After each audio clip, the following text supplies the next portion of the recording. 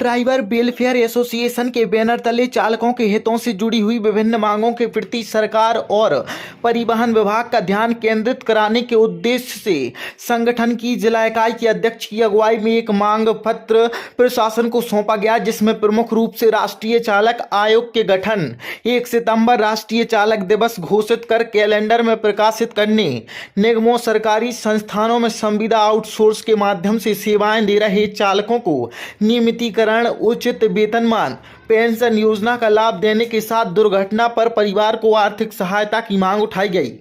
इसके साथ ही परिवहन विभाग के द्वारा जांच चौकी की आड़ में जारी जबरन और अवैध नियम विरुद्ध वसूली पर अंकुश लगाने की आवाज उठा चालकों के हित और अधिकार सुरक्षित रहे, सरकार से इनकी मांगों को पूरा करने का अनुरोध किया गया। आज यहाँ पर आए थे, कलेक्ट्रेट में किस संबंध में आए थे और ज्ञापन दिया है? जी सर, सबसे पहले सर मैं परिचय देना चाहूँगा। हम ऑल ड्राइवर कल्याण संघ भारत संगठन है हमारा, और हम ड्राइवर समाज की आवाज़ उठा रहे हैं कई वर्षों से, और मैं सागर जिला से जिला अध्यक्ष हूँ। और ये हमारी जो खड़ी हुई सर 9 कमेटी है। और सर हम जो कलेक्टर साहब को अपना आवेदन पत्र देने आए थे, आज कलेक्टर साहब को, सागर ITO को और यहाँ के विधायक जी को, जो कि भूपेंद्र सिंह जी हैं, उनको देने आए मतलब। और सर जी, जो हमारा मांग पत्र देने का जो मतलब है कि हम केंद्र सरकार से कई सालों से ड्राइवर आयोग, ड्राइवर दिवस, ड्राइवर वेलफेयर बोर्ड मांग रहे हैं, जो कि ड्राइवर दिवस हम हर साल सागर में मनाते हैं। पूरा दिन जो है ड्राइवर समाज की सेवा करते हैं, फूल मालाओं से स्वागत करते हैं।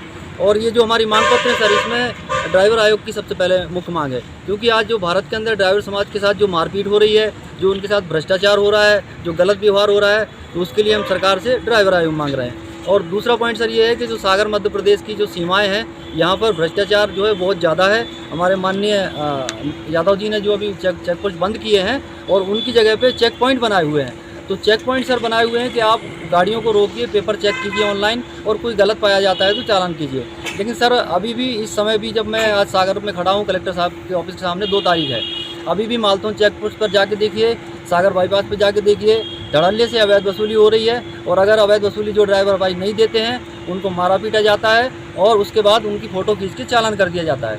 और चालान भी सर इतनी बड़ी जो है मात्रा में किया जाता है, 20,000 25,000, कि जब चालान होता है तो जो ऑनर है, ऑनर ड्राइवर के ऊपर पूरा भार डाल देते हैं। तो उसकी वजह से कई ड्राइवर ऐसे हैं जो कि ड्राइवरी भी छोड़ चुके हैं और वो नहीं आने वाले, ड्राइवरी पे नहीं आ रहे हैं। नहीं, जब ये प्रतिबंधित कर दिया है सरकार ने, तो ये अवैध वसूली कौन कर? नहीं सर, प्रतिबंधित नहीं किया है। इसके लिए सर क्या है, चेक पोस्ट पे जो है अवैध वसूली ज़्यादा होती थी बंद कमरे के अंदर। वहाँ पे क्या है, ड्राइवर भाइयों से जो लिया जाता था, खिड़की में से दीजिए और जाइए। तो मैं भी एक ड्राइवर हूँ, मैं इस चीज़ को अच्छे से जानता हूँ। और अभी चेक पॉइंट बनाए गए हैं, उससे खुश हैं सर। मध्य प्रदेश में चेक पॉइंट बने हुए हैं, उससे क्या है, ओवरलोड नहीं चलेगा, गलत जो जिनकी गाड़ियों के पेपर सही नहीं है वो नहीं चलेंगी। तो चेकिंग प्रॉपर तरीके से होना चाहिए सर, लेकिन इसका मिसबिहेव किया जा रहा है, मतलब जो है गलत इस्तेमाल किया जा रहा है। उसके लिए क्या है, ये अगर एक गाड़ी आती है 6 चक्का गाड़ी, तो 300 रुपये दीजिए। अगर आप पैसे नहीं देते हैं तो पहले तो गलत व्यवहार होगा।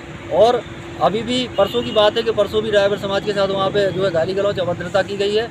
मैंने खुद मैडम से बात की थी, ITO मैडम है जो, तो उन्होंने सीधा कहा था कि हमें ऊपर से आदेश है चालान करने का। ठीक है, आप चालान कीजिए, लेकिन जब गाड़ी फिट है, ड्राइवर फिट है, पेपर फिट है, तो उसमें उसकी फ़ोटो खींच के मोटर व्हीकल एक्ट की जो है कोई भी धारा लगा दी जाती है, 500 600 की, 1000 रुपये की, बगैर देखे सोचे समझे।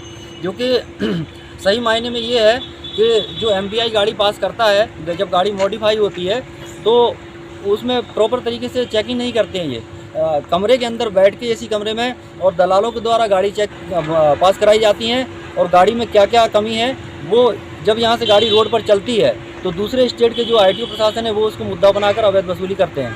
तो हमारी सरकार से यही मांग है कि अगर आप मान लीजिए जैसे मध्य प्रदेश में अवैध वसूली हो रही है और मॉडिफिकेशन के ऊपर प्रॉब्लम ये करते हैं कि मॉडिफिकेशन, तो मेरा कहने का मतलब है कि जो सागर ITO वो भी तो मॉडिफाई गाड़ियों को पास कर रहे हैं और दूसरे ITO भी पास कर रहे हैं। तो अगर करना ही है इनको, तो उस ITO के ऊपर केस कीजिए जिसने ये गाड़ी पास की है।